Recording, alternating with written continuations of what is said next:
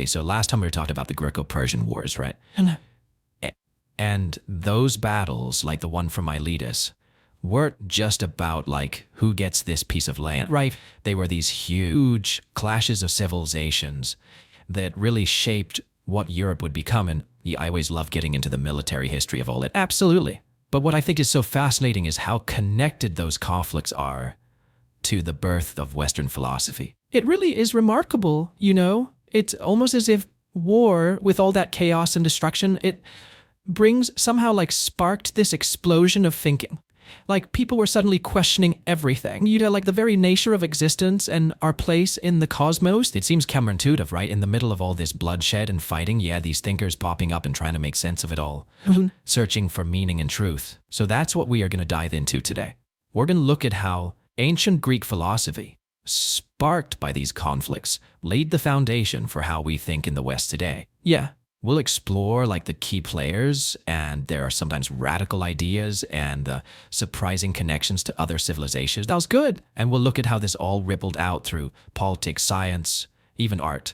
And you know what I think is especially interesting for anyone who loves the strategy and complexities of warfare? It's how these philosophers thought about knowledge. They saw it as a battlefield itself.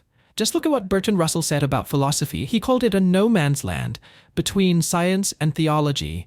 And he wasn't just trying to sound clever. I was going to ask about that no man's land idea. What makes that analogy so important, especially when we're trying to understand how philosophy impacted everything? Well, Russell was saying that philosophy exists in this space where it's constantly pushing at the limits of what we know and how we know it. It doesn't just take facts as given like science does. Right.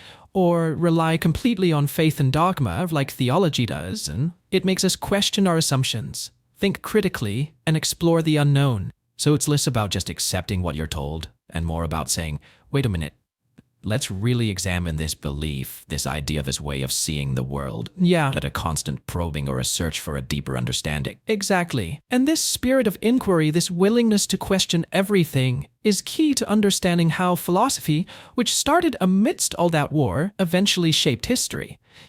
So one of the first things these philosophers tackled was this big question: what's the essence of everything? What's the fundamental building block of reality? And that brings us to Thales of Miletus, often considered the father of Western philosophy. And his big idea was that everything comes from water and everything goes back to water. Now, that might sound a bit simple at first, but what's amazing is that Thales lived in a time when people explained things through myths and superstitions, and he dared to try to find a more rational explanation.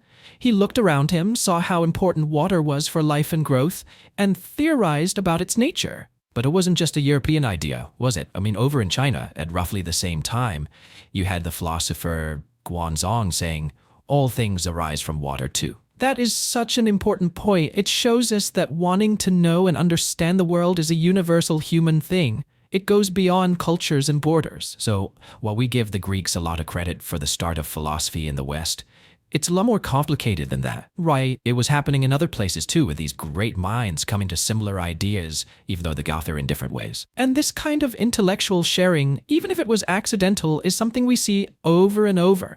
It speaks to that shared human curiosity, this desire to understand the world and where we fit in. Of course, not all Greek philosophers agreed with Thales about water. This was a time of intense intellectual debate, with different thinkers offering their own explanations for how the universe worked. Like Anaximenes thought air was a fundamental element, Heraclitus was all about fire. And then you have Pythagoras, that Pythagoras who believed that numbers held the key. Right, and then there's Democritus, who threw out this incredible idea, atoms. He said that everything is made up of these tiny, unbreakable particles that are always moving and bumping into each other in empty space. Wait a minute, that sounds a lot like what we know about atoms today. Was Democritus some kind of ancient science psychic or something? It's really incredible how close his ideas were to modern atomic theory. He even talked about how these atoms combine to create different materials, which is like anticipating the idea of chemical bonds centuries before they were discovered. Here's what blows me away though. Similar atomic theories were being developed independently in ancient India and China too. We're talking about the philosopher Mahavira in India, talking about Paramanu, basically atoms, centuries before Democritus, and Mozi in China had his own version of atomism too. It really makes you question that idea that knowledge has a single origin. It suggests that there are fundamental truths about the universe that people can figure out regardless of where they are or what their culture is. So while we call Democritus the father of atomic theory in the West, it's clear that this idea was bubbling up in different parts of the world. And for someone like you who knows about the impact of atomic science on 20th century warfare, it shows how these ancient philosophical questions, these attempts to understand the very nature of reality, could have such huge and unexpected consequences centuries later. Okay, let's shift gears a bit and talk about Pythagoras, the guy who gave us that famous theorem we all struggle with in school. Ah, yes, the Pythagorean theorem. But here's what people often forget. This mathematical concept wasn't just Pythagoras' idea. It was probably known and used in Mesopotamia long before him. We even see evidence of it in ancient Chinese and Egyptian mathematics. It's another example of how knowledge, even way back then, wasn't just limited to one place. And just to add to Pythagoras' already long list of accomplishments, he also believed that the Earth was a sphere. That was a pretty radical idea for his time. He was a true pioneer, blending math, philosophy, and even cosmology. And while not all his ideas held up over time, his focus on how knowledge is all connected and the idea that numbers could help us understand the universe had a massive influence on how we think in the West. So you have this lively intellectual scene playing out with philosophers arguing about the universe and what it all means. But we can't forget what's going on in the background. Greece has just won the Persian Wars, and it's in Athens, which is now a major power, that we see the next part of this philosophical journey unfold. Athens, after beating back the Persians, enters what's called a golden age. It's a period of incredible growth and prosperity. And leading them is Pericles, a visionary leader whose education was really shaped by philosophical ideas. And here, under Pericles' leadership, we see this fascinating link between philosophy, politics, and art. But before we get into Pericles and what he did, we had talked about his teacher, Zeno of Elea, the master of paradoxes. Oh yes, Zeno's paradoxes. Like that famous one about Achilles and the tortoise. They were these mind-bending thought experiments that challenged how we understood motion, space, and time. Wait, the one where Achilles, who's super fast, can never catch up to a tortoise. How does that even work? He's obviously way faster. That's the whole point of the paradox. It shows us that our intuition can be wrong, and that we need to use logic to figure things out. In real life, of course, Achilles would win, but Zeno's paradox forces us to think about infinity and continuity in a different way, and really pushes the boundaries of what we can understand. So it's like a workout for your brain, making you question your ideas about how the world works. And Pericles, having been exposed to this kind of intense philosophical thinking, then went on to shape Athenian society in incredible ways. Absolutely. He supported democracy, encouraged intellectual and artistic expression, and oversaw the building of amazing structures like the Parthenon, all of which showed Athenian power and artistic brilliance. And all this is happening while these philosophical ideas are brewing in the background, shaping Athenian culture and influencing everything from politics to the arts. And speaking of art, we can't leave out Sophocles, the master of Athenian tragedy. His plays explored eternal themes like fate, free will, and what it means to be human.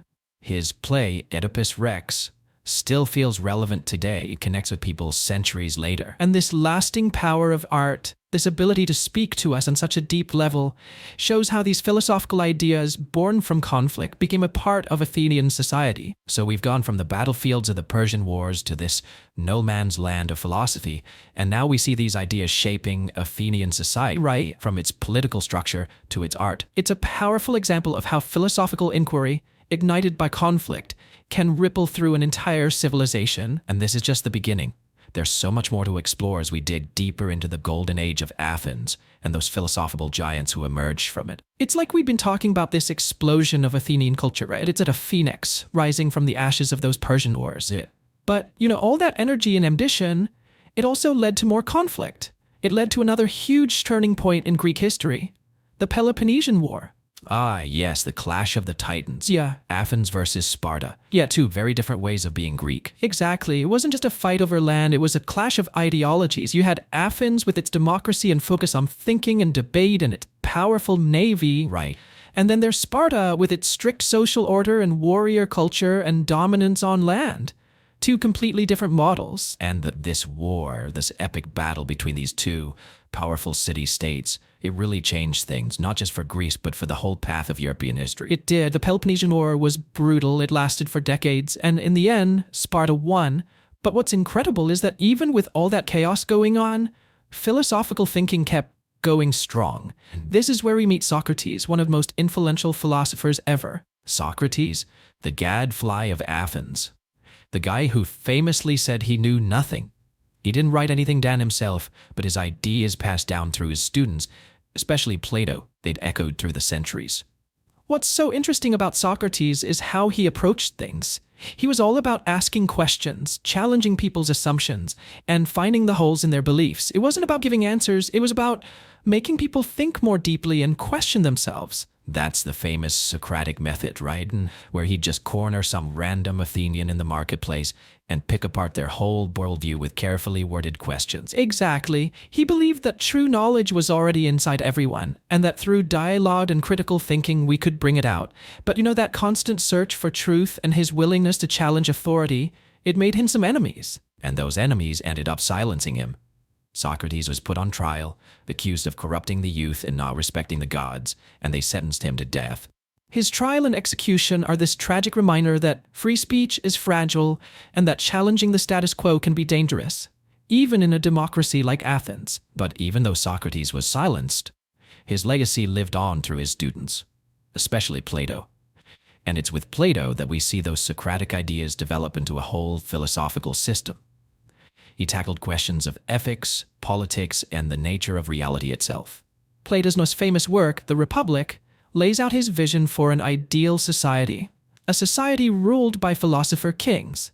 I know that idea might sound a little strange. Yeah, kind of like an elitist utopia, right? Yeah. Who decides who's wise enough to be a philosopher king? And wouldn't that just replace one kind of tyranny with another? Those are good questions, and Plato wrestled with them in his writing. He believed that philosophers, because they loved wisdom and truth, were the best people to lead. He saw democracy as having flaws, saying it was too easily swayed by the emotions and desires of the masses and open to manipulation by those who wanted power. So he wasn't a big fan of Athenian democracy, though. He definitely had his doubts. He thought that ordinary people, if they weren't educated enough, could make bad decisions because they acted on feelings and self-interest. He imagined a society where reason and fairness ruled, guided by those with the wisdom and character to lead. I can see how someone living through the chaos of the Peloponnesian War, seeing the infighting within Athens itself, might start to lose faith in democracy. But a society run by philosophers still feels kind of idealistic, doesn't it? For sure, Plato's Republic has had its supporters and critics throughout history. But the important thing is that he was grappling with these fundamental questions about power, justice, and how to create a fair society. Questions that are still relevant today. It's true. Those debates about the role of government, the limits of democracy, the search for a just society, they're still going on. It's like those ancient philosophical battles are still being fought in governments and schools, even online. And that's a testament to how influential Plato was. But the story doesn't end there. Plato had this brilliant student of his own, Aristotle, who took philosophical inquiry in a new direction. He emphasized observing the world around us, using logic, and systematically studying the natural world. Aristotle, the ultimate polymath, the guy who knew something about everything. Biologist, physicist, logician, ethicist. He even tutored Alexander the Great for a while. Talk about an impressive resume. Aristotle believed that reason and observation were the keys to understanding the universe. He came up with a way of learning that was all about collecting data, categorizing information, and drawing logical conclusions. His influence on how science developed is huge, and to think all this intellectual brilliance from Socrates to Plato to Aristotle was happening at a time of war, political upheaval, and social change, it's almost like those philosophical questions were driven by the very instability of the times. It makes you wonder, wouldn't it? Could such profound thinking have come about during a time of peace and stability? Maybe it was the act of dealing with conflict and the fragility of life that pushed these thinkers to search for deeper truths. It's like those ancient battlefields weren't just places where armies fought, they were also battlegrounds for ideas. And those battles shapes the course of history in ways those warriors could never have imagined. And the impact of those philosophical battles is still felt today. Its influence our political systems, our scientific methods, our art, and even how we think and argue. It's pretty amazing to think about. These ideas that came from a small corner of the ancient world have had such a profound and lasting impact. What does it all mean for us now? Why should we in the 21st century still care about these ancient Greek philosophers and their ideas? That's the big question, isn't it? And it's one we'll dive into as we explore how Greek thought spread beyond Greece itself, influencing the rise of Rome, the development of Christianity, and the whole course of Western civilization. So it's like we've traced this intellectual family tree of Western civilization all the way back to these ancient Greek thinkers. But empires don't last forever. What happened to all those revolutionary ideas as Greece itself started to decline? Well, even as a Greek civilization faded, its philosophical legacy kept spreading. You see, the Romans who conquered Greece militarily were in many ways conquered by their ideas.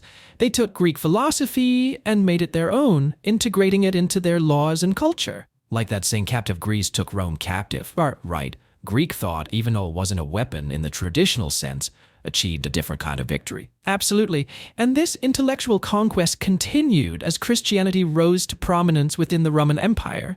Early Christian thinkers like Augustine of Hippo drew heavily on Greek philosophy, especially Plato's ideas, to develop their own theological frameworks. So even though Greek philosophy and Christian beliefs weren't exactly aligned, those Greek ideas still found their way into the heart of Christian thought, shaping it for centuries to come. It shows how powerful and flexible these ideas really were. They really were. They went beyond cultural and religious borders, showing this amazing ability to adapt and evolve in different contexts. And their influence didn't stop with the ancient world. Because then during the Renaissance, there's this huge renewed interest in classical Greek and Roman thought, right? Right. Artists like Leonardo da Vinci and Michelangelo weren't just copying the styles of ancient art, they were inspired by the philosophical ideas behind them. The Renaissance was a time of rediscovering and reinventing. Thinkers and artists looked back to the classics, finding inspiration in what the Greeks and Romans had achieved intellectually and artistically. And this rediscovery set the stage for something truly revolutionary: the scientific revolution. That's when you have figures like Copernicus, Galileo, and Newton coming out of the scene, challenging old ideas about the universe, developing new ways of doing science, and totally changing how we understand the natural world. And so many of those breakthroughs in science, from the idea that the Earth revolves around the sun to the laws of motion, have their roots in those Greek ideas about reason, observation, and searching for truth. So we've followed this thread of philosophical inquiry all the way from the battlefields of ancient Greece through centuries of history, and we see how it shaped our world in so many ways. But what does it all really mean for us today? What's the lasting legacy of these ancient thinkers? Well, that's the big question, isn't it? I think their most important legacy is that spirit of critical thinking, that willingness to question what we're told, to challenge authority, and to always be looking for a deeper understanding. They gave us these intellectual tools that we still use today, even if we don't always realize it. And, for a listener who we know loves military history, it's a reminder that battles aren't only fought on land or sea. They're these battles of ideas, these clashes of worldviews. They're often happening right alongside the physical conflicts. That's a great point. And as you keep exploring military history, I encourage you to think about the philosophical ideas behind those conflicts, the motivations, the beliefs that shaped them. It adds this whole new layer to understanding the past. So those ancient battlefields we've talked about, they weren't just strategic points on a map. They were also places where philosophical ideas were born, tested, and ultimately shaped the direction of Western civilization. Exactly. And this journey of discovery doesn't stop here. It's an ongoing process. So as you delve deeper into history, whether it's military history or anything else, keep asking questions, keep challenging what you think you know, and keep looking for those connections between the past and the present. Because as we've seen those ideas of ancient Greek philosophers, those ideas that were sparked in the aftermath of conflict, is still important today. They shape how we see the world and our place in it. Absolutely.